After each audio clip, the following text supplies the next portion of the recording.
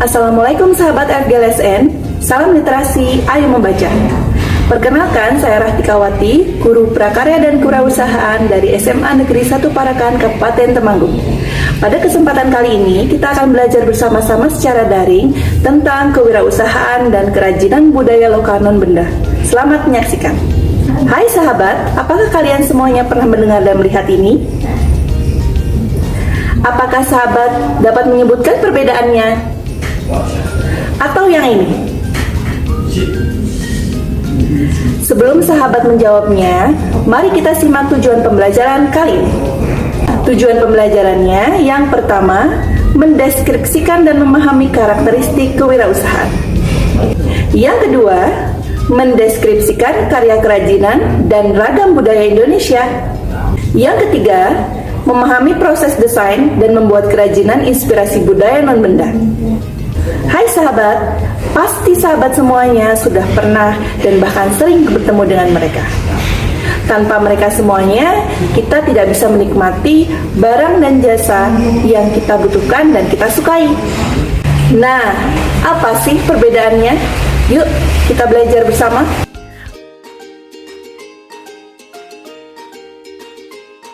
Usaha adalah seseorang yang mampu membaca peluang dan juga secara aktif dan kreatif menciptakan barang yang bernilai dan berguna. Bukan hanya untuk dirinya sendiri, tapi juga untuk orang lain. Nah, sedangkan pedagang adalah seseorang yang membeli produk dari orang lain untuk dijual kembali dan tentunya untuk mendapatkan keuntungan. Nah, bagaimana dengan pengusaha?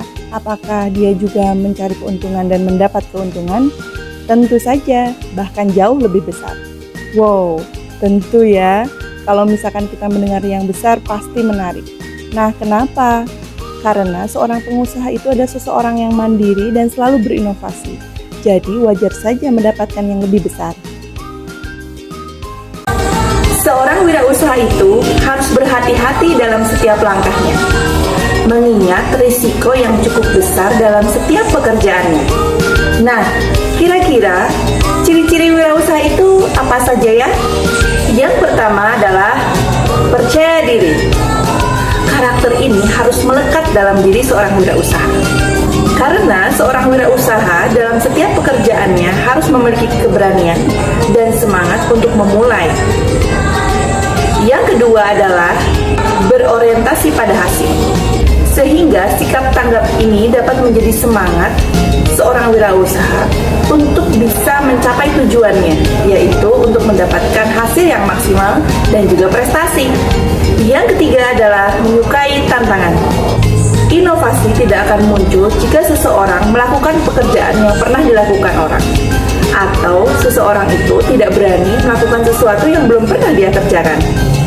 Biasanya seorang wirausaha ini lebih memilih gagal dibanding harus melakukan suatu pekerjaan yang kurang maksimal. Yang keempat adalah berjiwa pemimpin. Seorang wirausaha tentu harus memiliki jiwa kepemimpinan karena dia akan menjadi seorang pemimpin untuk mengelola setiap bawahannya dan mengelola dari awal sampai akhir. Dan tentunya harus mahir dalam berkomunikasi. Yang kelima adalah orisinalitas. Karena selalu berinovasi, pastinya karyanya itu asli miliknya sendiri. Yang terakhir, berorientasi pada masa depan. Seorang wirausaha pasti memiliki kemampuan mampu membaca peluang. Bukan hanya sekedar untuk saat ini, tapi juga untuk masa depan. Berhasillah seorang wirausaha bukan hanya sekedar mendapatkan keuntungan atau laba, tapi mampu memperkerjakan banyak orang, mampu bermanfaat bagi lingkungan sekitarnya, dan berkontribusi dalam memajukan negara dan bangsanya. Bagaimana? Apakah sahabat termasuk dalam ciri-ciri tersebut? Wow, hebat!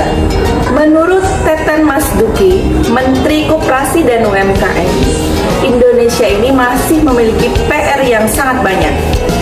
Kenapa ya? Karena presentasi kewirausahaan di Indonesia baru mencapai 3,47%. Beliau juga mengatakan bahwa jika dibandingkan dengan negara Singapura yang sudah mencapai 8,5%. Bahkan Malaysia dan Thailand pun sudah mencapai 4,5%. Sedangkan Syarat untuk menjadi negara maju itu jumlah kewirausahaannya adalah sebesar 4% dari jumlah penduduk. Wow, Indonesia memiliki PR banyak bukan? Ayo sahabat, berminat untuk menjadi wirausaha? Harus ya, karena seorang wirausaha itu bukan hanya bermanfaat untuk dirinya sendiri, tapi juga untuk orang lain sekitarnya dan bangsanya. Oke, salah satu ciri wirausaha itu adalah mampu membaca peluang. Apakah sahabat pernah melihat ini? Atau ini? Kira-kira kalau melihat ini, sahabat memiliki ide apa yang bisa dijadikan sebuah usaha? Apa ya? Loh, sahabat, sepertinya ada sesuatu yang aneh. Kita coba ganti yuk.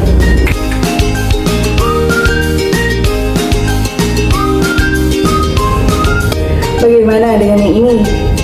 Sudah tidak aneh kan? Oh ya sahabat, dari pergantian penampilan tadi, ternyata pakaian batik Indonesia itu banyak ragamnya. Dari mana ya ide motif dan ragam batik? Kira-kira terinspirasi dari siapa? Yuk kita simak bersama. Sahabat, apabila kita cermati satu persatu, kerajinan di Indonesia itu memiliki ciri khas lokal. Nah, keragaman inilah yang seharusnya menggugah semangat bangsa Indonesia untuk lebih menggali lagi potensi dan membuat karya dari daerah tempat tinggalnya. Nah, sahabat, kalau begitu, motif batik apakah termasuk salah satu contoh kerajinan budaya lokal non-benda? Ya, betul.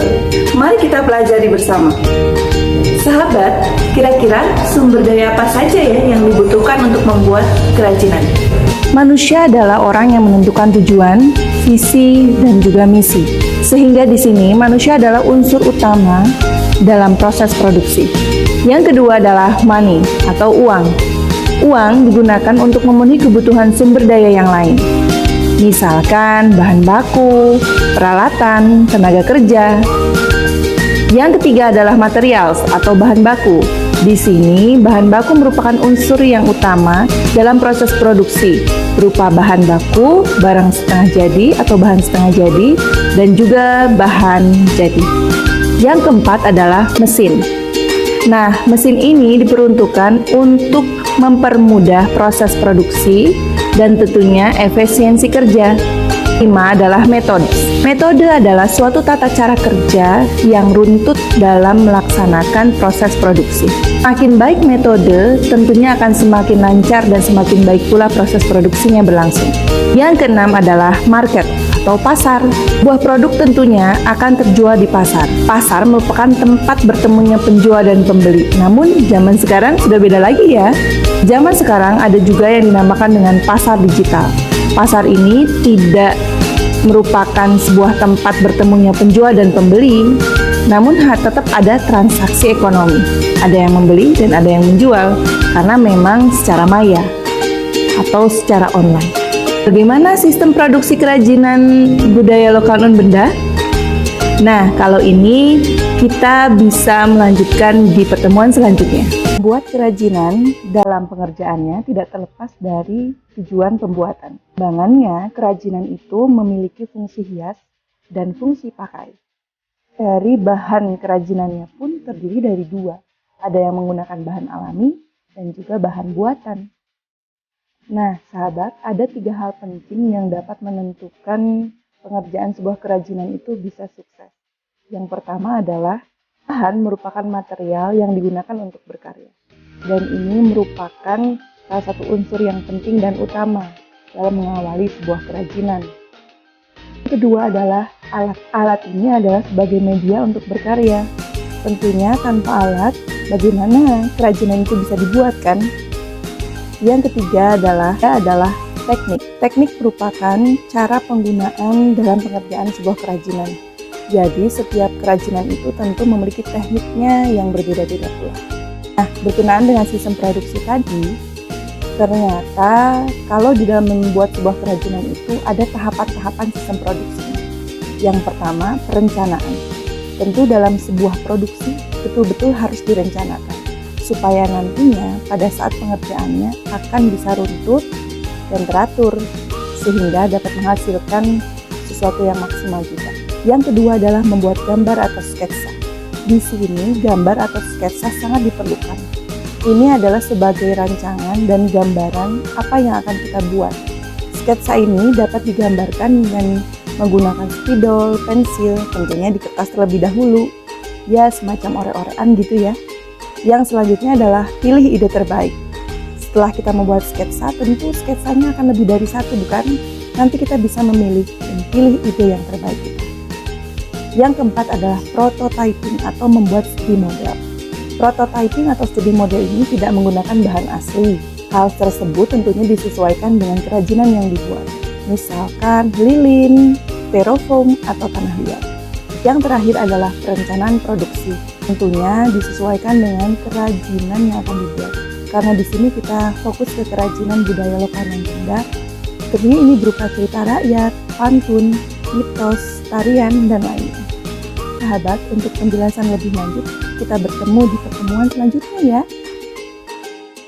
Sahabat, sebagai tugas belajar di rumah, silahkan kalian mencari jenis kerajinan budaya lokal non Benda di daerah tempat tinggal kalian. Lalu analisis sumber daya apa saja yang dibutuhkan. Demikian materi pembelajaran kali ini. Semoga bermanfaat dan mohon dukungannya untuk like, subscribe, komen, dan share kepada keluarga, teman, dan sahabat yang Anda kenal. Terima kasih sahabat FGLSN. Salam literasi, ayo membaca. Sahabat FGLSN, tetaplah terus berkarya. Salam literasi, ayo membaca. Sampai jumpa.